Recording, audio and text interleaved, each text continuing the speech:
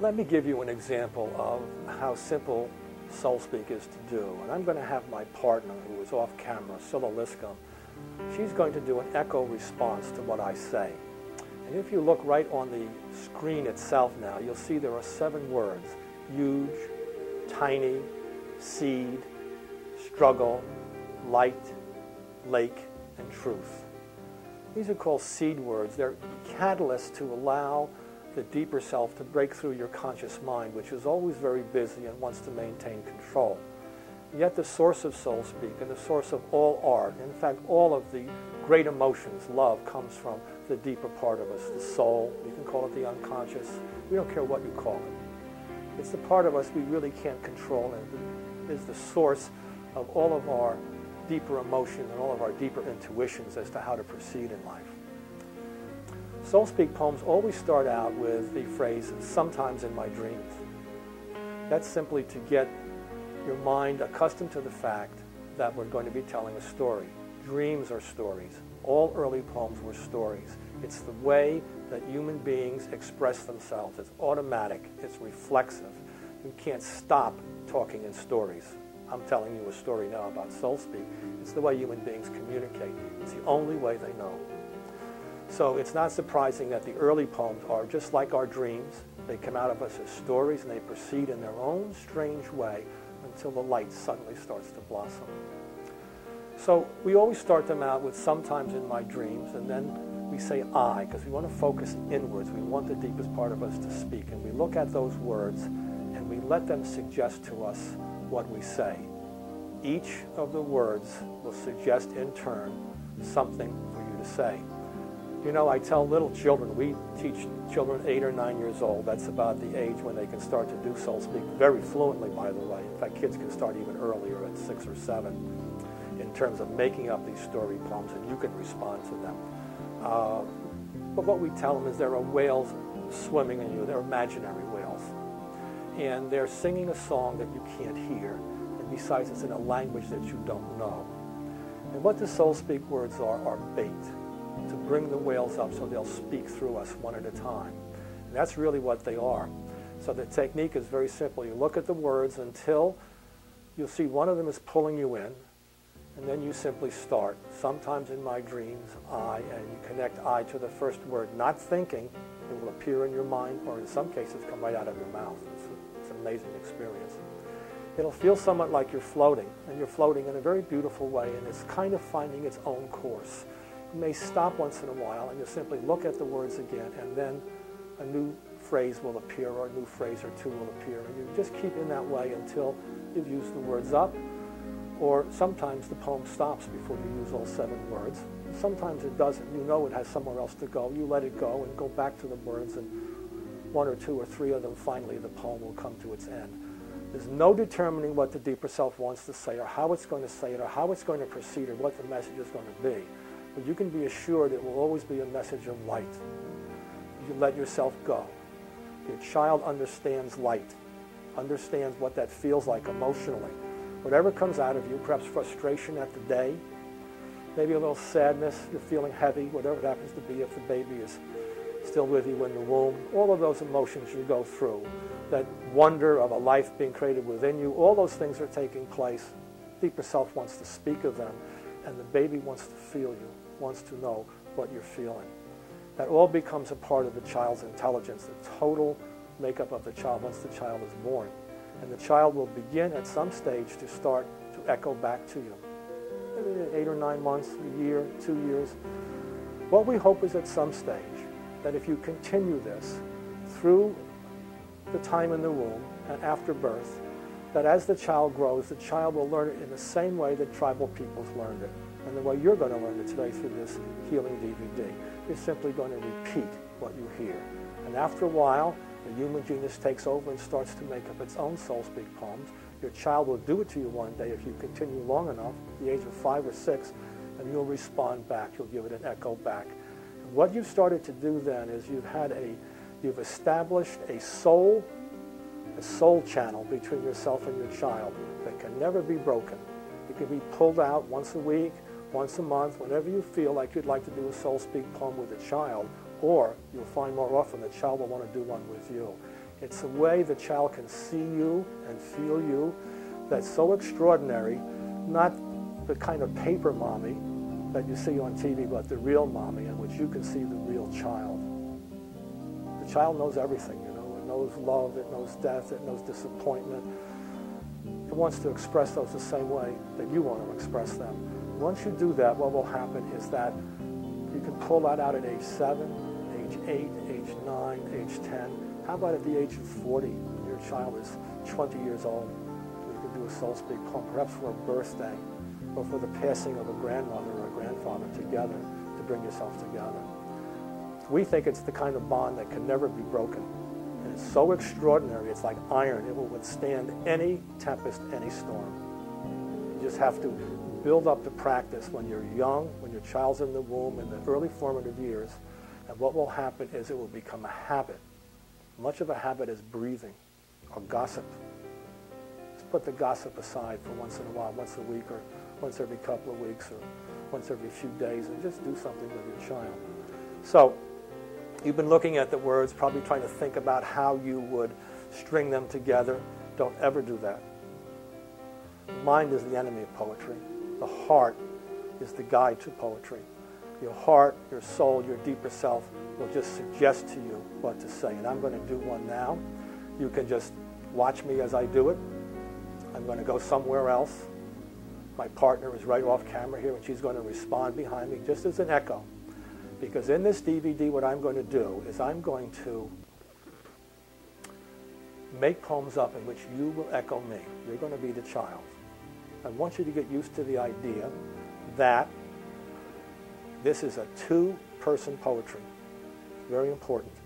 So that as you do it to your child, you will be encouraging your child, even in the womb, to respond to you, and the child may. A little kick here or there, you know. For sure, when the child gets out, the child will love this type of speech. This speech is so open and so much from the heart, your whole voice will change. It's something that the child will wait for. And of course, it's always done to music, and we use soul speak music, which is at the heartbeat beat of the heart, meaning that it's at 60 beats a minute, this music. It's music that is at the same heartbeat as your baby has, the same heartbeat that you have in your relaxed state. Well, let's do our soul speak poem now. In fact, you'll see my eyes go down to the bottom of the screen to actually see the words. This is not something that we've pre-done. I'm doing it for you right now. And in fact, I want you to hear it. So we're going to get the music started. And that's what you want to do at home too, is that you want to, there's a separate section on the DVD that contains soul speak music. So when you're doing these on your own, after you finish the practice sessions, then you can simply play those, and they'll be in the background when you speak to your baby. It's highly important. It is the thing that gets your right brain going. It allows the imagination to break free, and the poem will simply pour out of you.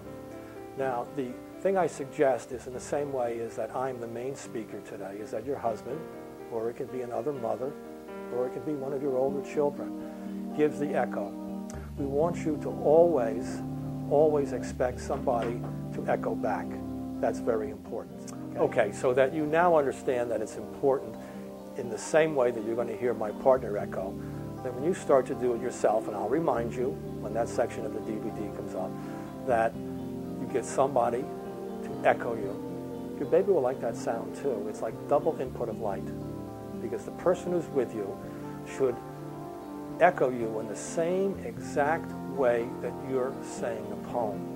You're going to the bottom of your heart to speak the poem. You're going to be at a place where your voice will automatically change, and where the vibrations that are going to the baby are going to be energized. You want the person who is with you to be with you, and to be no louder, no slower, no faster, okay? Just to speak it exactly as you speak it, to be with you, to have a communion with you, and just let your voice and your partner's voice pour out to the baby. You want to get you used to that so that you'll always expect the baby eventually to come back and start to respond. Okay, here we go with the poem. You can see the words at the bottom. I'm going to be looking down at them too, so to speak, because we're doing this right in front of you. We want you to hear what it sounds like when you do soul speak. I'm going to get the music going. Just listen to it, to its rhythm, and then start to speak. Nice and slowly. The important thing is for your very first sentence that you say, you want to go to that place. If you say, sometimes in my dreams I'm on the moon, you should be looking down at the earth. Little blue ball, you know what I mean? You just go there. Once you do that, soul speak takes over and starts to use those words like the whales use them as bait to come up. Poem's already made inside you. You just have to let it come up, surrender to it, okay? All right, here we go. Sometimes in my dreams, I'm standing by a lake. I'm standing by a lake. The lake is filled with light. The lake is filled with light. I love the lake. I love the lake. There are no more struggles. There are no more struggles. The surface is so smooth. The surface is so smooth. And I know deep within it, And I know deep within it, there's a small seed. there's a small seed. That seed is you. That seed is you. It's going to grow and grow. It's going to grow and grow. Just like the light. Just like the light. Just like the truth. Just like the truth. You are the lake. You are the lake. You are the lake within me. You are the lake within me. You are the light within me. You are the light within me. I welcome you. I welcome you. I welcome you. I welcome you. So there you have a poem. Just came out of me. You're trying to imagine myself as a mother, you know, there's a little bit of mother in all of us, a little bit of father. I know that a lot of you single mothers, you understand that. You just have to access that part of you. The words in no way determine what the poem is going to be. You determine it, unconsciously. Your soul determines it. These are simply guides and catalysts to allow those emotions to come up and to be turned into words. You'll find the words at your lips. You'll find the words will appear in your mind. You'll just say them. And that's the way that in fact they appeared to early man, that the words just appeared on his lips. When you hear early poets like Homer say, sing, muse, and through me tell a story, what they're really saying is, let me carry the story of the gods through to you. They heard the gods and they repeated their stories, and that's what Soul Speak is all about. You're repeating the soul's story to your child. That's why it's filled with light. Let me do another Soul Speak poem for you, but this time I want you to respond. And I'm going to do 3 or 4 poems, all with the same words. And the way that you get a different poem to come out of you is you start with a different word. The most important principle in Soul Speak, and you'll see in the DVD section that you're going to practice with, there are many sets of words. And there'll be some music associated with them, and there'll also be some nice pictures of nature or colors or something just to get your imagination going. You won't be seeing me anymore, let me put it that way. You may hear my voice once in a while coming into you, but we want you to be in your own world. Just in terms of this exercise, if you look at the bottom of your screen, you'll see, just as I'm looking at now, right in front of me here, there are 7 words again. Myself, dreams, mountain, family, love, prayers, and door. They don't seem to be connected in any way. They don't have to be. There's a technique to these words, by the way, but it's not important that you know how we select them. Let me just say is that these are catalysts that will touch the areas in your deeper self that have to be touched to allow it to produce the poem.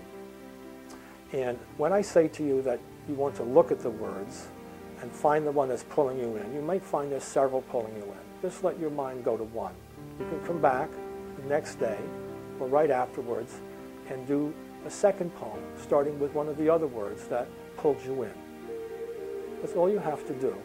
And that first sentence that comes out of your mouth, sometimes in my dreams, I, ... when you connect it, never think what that's going to be. Let it come right out of your mouth. And you want to be in that same stage of intimacy that you have when you're talking to your child in the womb. Or, in fact, perhaps your baby is now out of the womb. The same way that you talk to the baby when you're feeding the baby. Soul Speak can start at any stage. It doesn't have to start in the womb. It's the best place to start because it's the most mysterious and most miraculous part of mother and child, is to that moment where you're one. You're 2, but you're 1. It's one of those mysteries, okay? You can stay that way if you keep doing Soul Speak and everything else that you would do in your life to make the child comfortable and, in fact, to allow the child to grow. But again, let's take a look at those words at the bottom of the screen again. Myself, dreams, mountain, family, love, prayers, and door. And there are several words that seem to pull me in. I'm going to go back to my mother mode, okay? I have 3 children. They're all grown now, in their 40s, you know. But I can go back to that time.